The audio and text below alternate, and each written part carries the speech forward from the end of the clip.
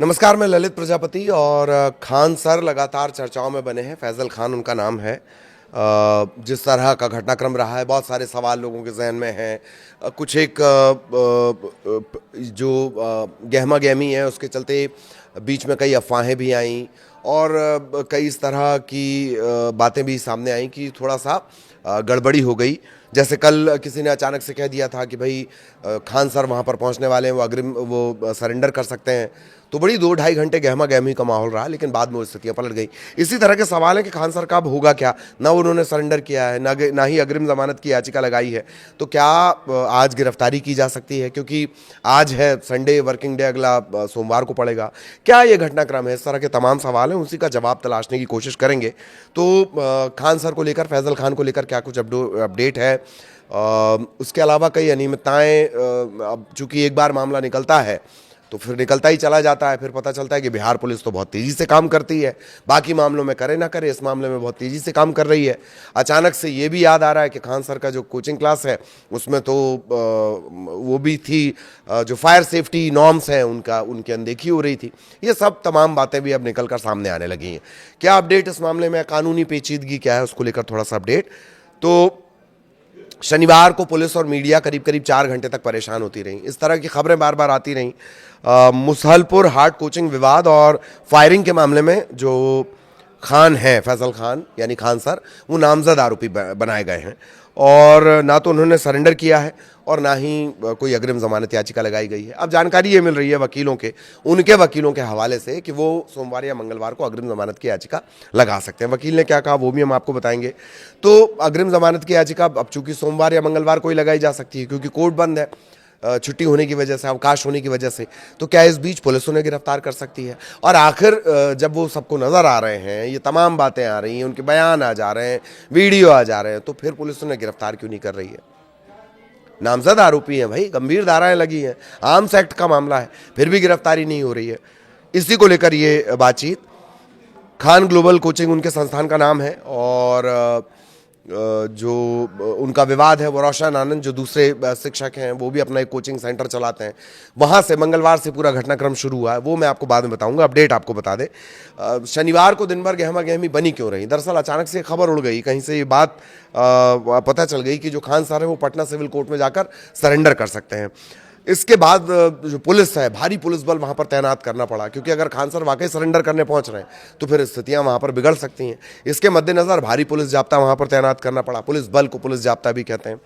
और पूरी मीडिया भी वहाँ पर चली गई। 4 घंटे ये गहमा गहमी रह गई।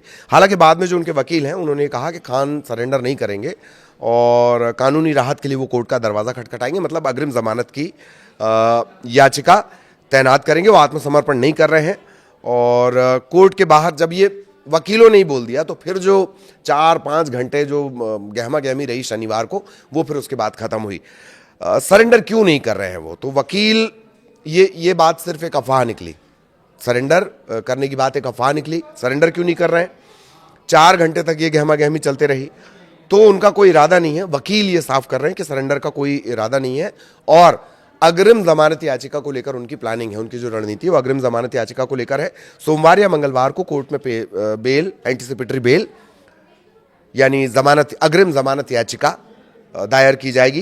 कानूनी रूप से जब कोई आरोपी अग्रिम जमानत की अर्जी डालता है तो कोर्ट से राहत मिलने तक पुलिस आमतौर पर सीधा एक्शन लेने से बचती है। यही वजह है कि पुलिस उनकी गिरफ्तारी नहीं कर रही है।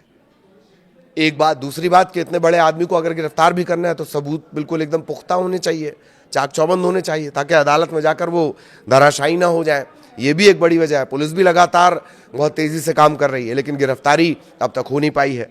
खान सरेंडर नहीं करेंगे, उनकी तरफ से पटना सिविल कोर्ट में एक अग्रिम जमानत याचिका दाखिल की जाएगी, ये उनके वकीलों ने साफ कर दिया है।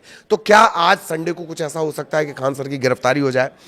अटकलें इस तरह की लगाई जा रही थी। खान सर के वकीलों ने साफ कर दिया कि अग्रिम जमानत का रास्ता अपनाया जाएगा। पुलिस फिलहाल मामले की जांच कर रही है और बहुत जल्दबाजी में, जांच में जुटी हुई है, लेकिन जल्दबाजी करने से बच रही है।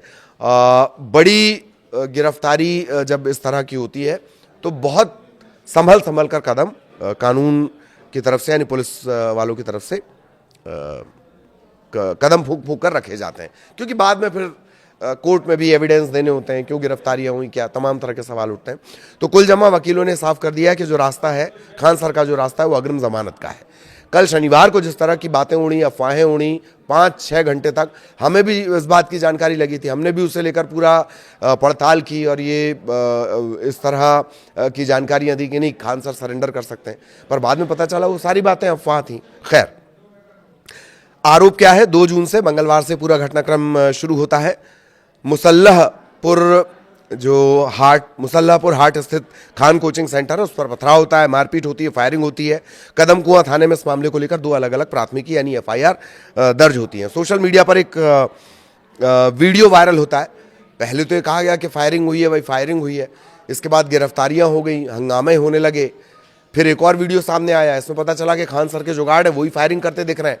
पहले तो पुलिस फायरिंग से ही इनकार कर रही थी, बाद में जो वीडियो आया उसमें दिख रहा है कि खान सर के जो गार्ड है वही फायरिंग कर रहे हैं। उसके बाद एक और वीडियो सामने आ जाता है, 4 जून के आसपास एक और वीडियो सामने आ जाता है। उस वीडियो में कथित तौर पर ये कहा गया कि खान सर के जो गार्ड हैं उन्हें हिरासत में लिया गया। हिरासत में लेने के बाद गार्ड्स का ये कहना है कि खान सर ने कहा कि बंदूक क्या दिखाने के लिए रखे हो या गोली चलाओ। खान सर ये कह रहे हैं कि आत्मरक्षा में ये गोली चलाई गई है। ये सब पड़ताल के बिंदु हैं। ये जो खबरें निकल कर सामने आई हैं वो हम आपको बता रहे हैं। दोनों गार्ड्स को गिरफ्तार कर लिया गया, उनकी राइफल जब्त कर ली गई थी। अब FIR में खान को भी, जो फैजल खान है उन्हें भी नामजद आरोपी बनाया गया। उन पर आरोप है उकसावे का,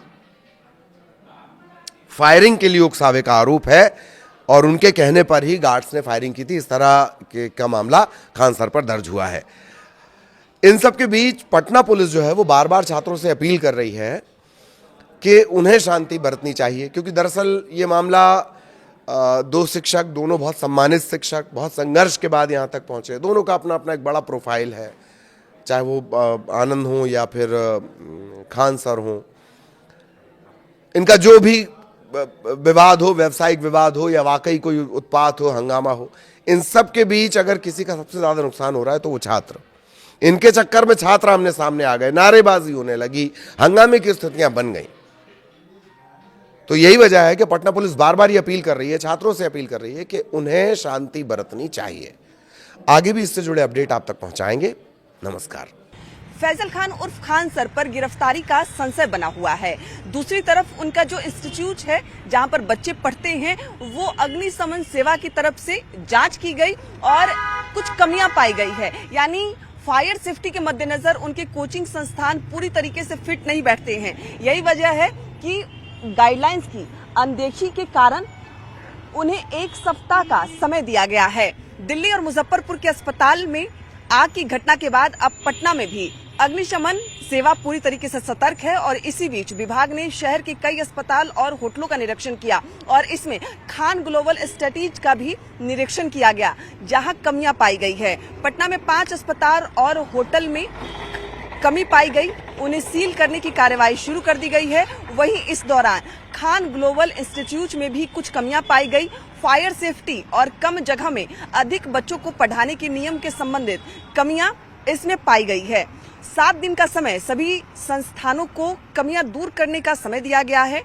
अगर नियमों का पालन नहीं किया तो उनके खिलाफ कार्रवाई भी की जाएगी। अग्निशमन की तरफ से ये जो बातें हैं वो क्लियर कर दी गई है। यानी जो खान ग्लोबल स्टडीज है यहाँ पर कमियां हैं, फायर सेफ्टी का पूरा ध्यान नहीं रखा जा रहा, जगह कम है, बच्चों को ज्यादा कम जगह में पढ़ाया जा रहा है। तो ऐसे में जिस तरीके से जो अगलगी की घटना घटी है उसके बाद अग्निशमन की तरफ से लगातार जांच किए जा रहे हैं, होटलों का निरीक्षण किया जा रहा है। जहां भी कमियां पाई जा रही है उन्हें 1 हफ्ते का समय दिया जा रहा है कि आप कमियों को सुधार लें, नहीं तो कार्रवाई होगी। और इसी दौरान अब खान ग्लोबल पर भी जो अग्निशमन सेवा है उसने ध्यान दिया है और यहाँ भी कुछ कमियां पाई गई है, जिसके बाद निर्देश दिया गया है, 1 हफ्ते का समय दिया गया है कि जो भी कमियां हैं जो फायर सेफ्टी को पूर्ण नहीं करती उन्हें दूर करें, नहीं तो आपके खिलाफ कार्रवाई होगी।